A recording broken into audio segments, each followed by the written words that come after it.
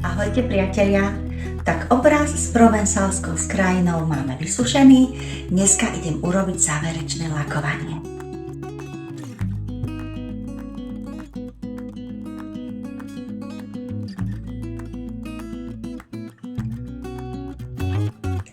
Tak priatelia, obraz máme nalakovaný, len pripomínam, že je to oleomalba na plátne.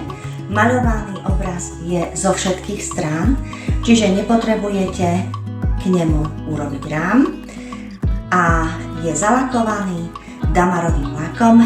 Teraz bude niekoľko dní schnúť a potom už bude pripravený na predaj, aby si ho mohol kúpiť niekto, kto má on záujem. Tak ak sa vám páči tento obraz a chceli by ste ho mať, nech sa páči, napíšte mi správu.